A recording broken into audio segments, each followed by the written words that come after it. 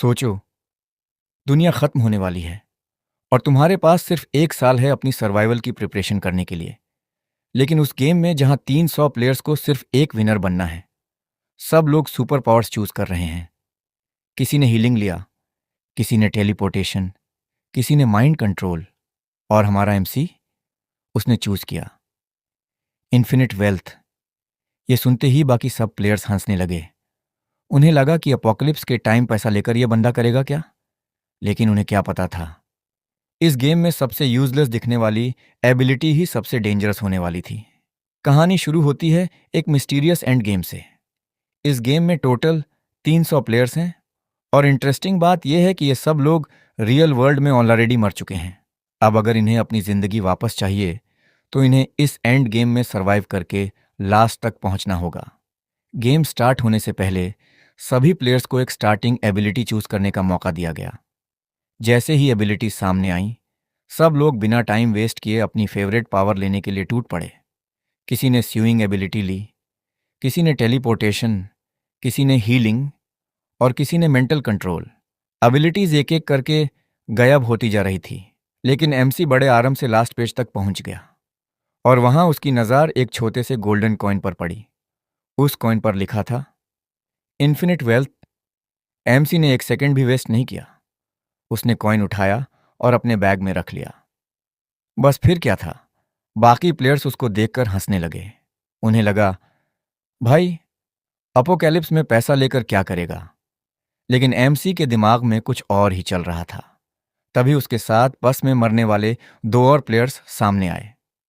Class monitor QE यिंगरुई ने mental control choose किया था और क्लास की ब्यूटी लिऊ रुयान ने चूज किया था लव एबिलिटी।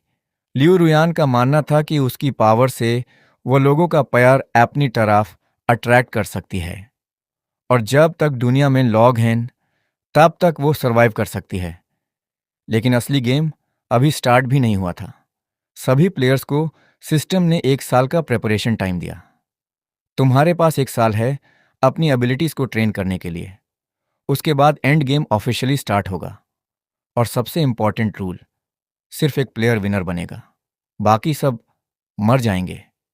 ये सुनते ही सबके चेहरे का कॉन्फिडेंस गायब हो गया, क्योंकि अब कोई फ्रेंड नहीं था, कोई क्लासमेट नहीं था, कोई टीममेट नहीं था। हर प्लेयर दूसरे प्लेयर का कॉम्पिटिटर था। लेकिन एमसी बिना किसी को कुछ बताए वहां से निकल गया, क्योंकि उसके पास एक ऐसी एबिलिटी थी जिसे सब यूजलेस समझ रहे थे और एमसी को ऑलरेडी पता था कि वो इसका मैक्सिमम एडवांटेज कैसे उठाएगा। उसने दुनिया का मैप निकाला और एक परफेक्ट लोकेशन सर्च करनी शुरू कर दी। काफ़ी सर्चिंग के बाद उसकी नज़र पैसिफिक ओशन के बीच एक छोटे से आइसोलेटेड आइलैंड पर पड़ी। आइलैंड का साइज परफेक्ट था, न बहुत बड़ा न बहुत छोटा, और सबसे इंपॉर्टेंट, वहां एक नेचुरल प्लेन था जहां फ्यूचर में एयरपोर्ट भी बनाया जा सकता था। एमसी ने बिना किसी हेजिटेशन के पूरा आइलैंड खरीद लिया। उसने आइलैंड का नाम रखा फ्यूचर आइलैंड। अब दुनिया को लगा कि कोई बिलियनर यहां टूरिज्म प्रोजेक्ट शुरू कर रहा है, लेकिन असली प्लान किसी को नहीं पता था। एमसी ने वर्कर्स को आइलैंड पर कंस्ट्रक्शन के लिए बुलाया, लेकिन उन्हें भी एग्जैक्ट लोकेशन का पता नहीं था। सब कुछ कॉन्फिडेंशियल रखा गया। वर्कर्स के फोन्स तक ले लिए गए। आइलैंड के ऊपर फेक स्ट्रक्चर्स बनाए गए ताकि सैटेलाइट से देखने पर असली सेटअप का पता न चले। लेकिन असली फोर्ट्रेस वो जमीन के नीचे बन रहा था। और भाई, एमसी ने कोई नॉर्मल बेसमेंट नहीं बनवाया। उसने अंडरग्राउंड फोर्ट्रेस को इतना स्ट्रांग बनाया कि न्यूक्लियर अटैक और बायोकेमिकल अटैक्स तक को सरवाइव कर सके। Walls 5 metre thick steel, energy के लिए विंड पावर लगाई गई, टाइडल पावर लगाई गई और इमरजेंसी के लिए न्यूक्लियर पावर प्लांट भी रेडी था। एमसी ने फ्यूचर के लिए इतना फूड और वाटर स्टोर किया कि वह अकेला सालों तक सरवाइव कर सके। अंडरग्राउंड फोर्ट्रेस में अलग अलग कंपार्टमेंट्स थी। कुछ कंपार्टमेंट्स में ऑटोमेटेड फार्मिंग सिस्टम था जहां वेजिटेबल्स, फिश और चिकन्स तक ग्रो किए जा सकते थे। कुछ कंपार्टमेंट्स में फूड और वाटर स्टोरेज था और बाकी जगहों पर bedroom, kitchen, medical room, gym और एंटरटेनमेंट फैसिलिटीज तक बना दी गई थी। मतलब अपोकैलिप्स आए या दुनिया में लॉकडाउन का अल्टीमेट वर्जन, एमसी का सेटअप 5 स्टार रिसॉर्ट से कम नहीं था। लेकिन एमसी यही नहीं रुका।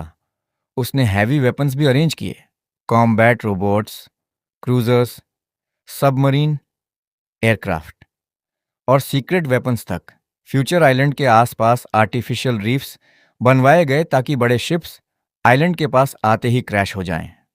आइलैंड के अराउंड सिक्योरिटी सिस्टम लगाया गया, रेडार एक्टिवेट किया गया और इवेंचुअली पूरे आइलैंड पर सिर्फ एक आदमी बचा, एमसी।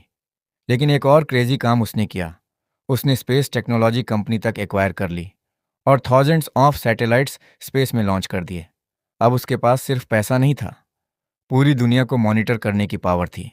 एक साल के अंदर दुनिया के रिचेस्ट मैन ने इतना बड़ा सेटअप खड़ा कर दिया कि लोग यूज पगल समझने लगे। लेकिन प्लेयर्स जानते थे ये वही आदमी है जो एंड गेम का प्लेयर नंबर 99 है और सबका कॉम्पिटिटर भी।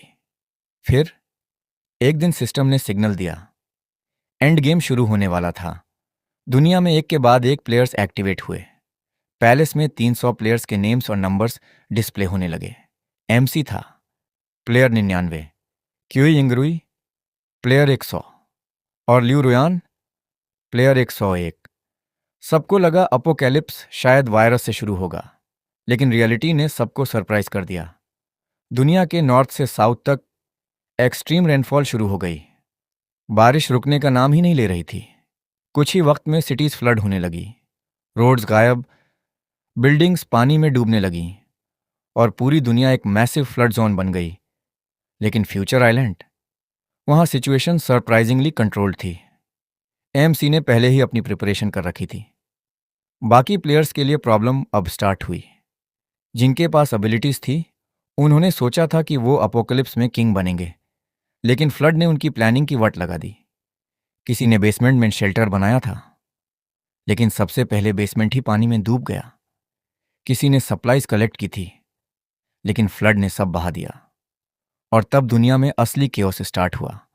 एमसी अपने आइलैंड पर कंफर्टेबल था, लेकिन दूसरे प्लेयर्स सर्वाइवल के लिए एक दूसरे से लड़ रहे थे। एक प्लेयर के पास फायर मैनिपुलेशन एबिलिटी थी। वो बिल्डिंग्स में घुसकर सप्लाईज लूट रहा था। पुलिस और स्पेशल फोर्सेस रेस्क्यू बोट्स लेकर वहां पहुंची, लेकिन अब ये नॉर्मल क्रिमिनल नहीं था, ये एक सुपर पावर्ड प्लेयर था। उसने फायर की मदद से स्टील डोर तक मेल्ट कर दिया। स्पेशल फोर्सेस ने फायरिंग स्टार्ट की, बिल्डिंग में ब्लास्ट हुआ, ग्लास टूटने लगे और कुछ ही देर बाद एक प्लेयर बिल्डिंग की टॉप फ्लोर से सीधा फ्लड वाटर में जा गिरा। स्क्रीन पर उसका नंबर ग्रे हो गया, मतलब एक और प्लेयर आउट। इसी बीच क्यूई यिंगरुई ने एमसी को मैसेज भेजा, हम क्लासमेट्स हैं, अलायंस बना लेते हैं। उसने अपनी मेंटल कंट्रोल एबिलिटी का फ्लेक्स भी किया।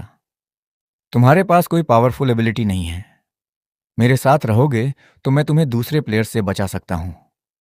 लेकिन एमसी ने उसकी बात इग्नोर कर दी, क्योंकि उसे पता था गेम का सबसे डेंजरस एनिमी वो होता है जो तुम्हें फ्रेंड बनने का ऑफर देता है। कुछ महीने बीत गए, फ्लड और बढ़ता गया, इलेक्ट्रिसिटी खत्म होने लगी, फूड शॉर्टेज शुरू हो गई, क्लीन वाटर की प्रॉब्लम सीरियस हो गई और नॉर्मल सोसाइटी प्रैक्टिकली कोलैप्स कर गई। प्लेयर्स अब सर्वाइवल के लिए कुछ भी करने को रेडी थे। इसी बीच गवर्नमेंट ने सुपर पावर्ड प्लेयर्स को डेंजरस डिक्लेयर कर दिया। स्पेशल एबिलिटी यूजर्स के अगेंस्ट अरेस्ट वारंट्स इश्यू होने लगे। जहां दुनिया के बाकी प्लेयर्स अपनी जान बचाने के लिए स्ट्रगल कर रहे थे, एमसी फ्यूचर आइलैंड पर ऑलमोस्ट वेकेशन एंजॉय कर रहा था। वह आइलैंड पर वॉक करता, अपनी क्रॉप्स चेक करता, सबमरीन और एयरक्राफ्ट इंस्पेक्ट करता और ऑनेस्टली उसका अपोकैलिप्स देखकर एक ही रिएक्शन था, भाई प्रिपरेशन हो तो ऐसी। लेकिन फिर एमसी का सीक्रेट फाइनली लीक हो गया। वर्ल्ड चैट में किसी ने मैसेज भेज दिया, प्लेयर 99 दुनिया का रिचेस्ट मैन है, और बस पूरी दुनिया में हंगामा मच गया। प्लेयर्स को समझ आ गया कि अगर प्लेयर 99 को ढूंढ लिया तो शायद उसके पास इनफ रिसोर्सेज हैं सबको सरवाइव करवाने के लिए। सब प्लेयर्स एमसी को हंट करने लगे। एमसी ने फाइनली वर्ल्ड चैट में रिप्लाई किया, मैं प्लेयर 99 हूं। सब शॉक। फिर एमसी ने उन्हें बताया कि उसने दुनिया के कुछ स्ट्रैटेजिक लोकेशंस पर शेल्टर्स बनाए हैं, लेकिन हर शेल्टर में लिमिटेड कैपेसिटी थी। सबको एकोमोडेट करना पॉसिबल नहीं था। उसने 4 शेल्टर लोकेशंस रिवील की और साथ में पासवर्ड भी। First come first served. बस फिर क्या था, प्लेयर्स शेल्टर्स की तरफ भागने लगे। फ्लड से बचने के लिए लोग अपनी जान रिस्क में डालने लगे। जो प्लेयर्स पहले शेल्टर में पहुंच गए उन्होंने डोर लॉक कर दिया। अंदर फूड था, वाटर था, मेडिसिन थी और सबसे इंपॉर्टेंट, सेफ एनवायरनमेंट। कुछ प्लेयर्स अंदर स्टेक खा रहे थे और बाहर हंड्रेड्स ऑफ पीपल शेल्टर में घुसने के लिए स्ट्रगल कर रहे थे। लेकिन प्रॉब्लम यह थी कि शेल्टर की कैपेसिटी लिमिटेड थी। बाहर वाले प्लेयर्स डोर तोड़ने की कोशिश करने लगे।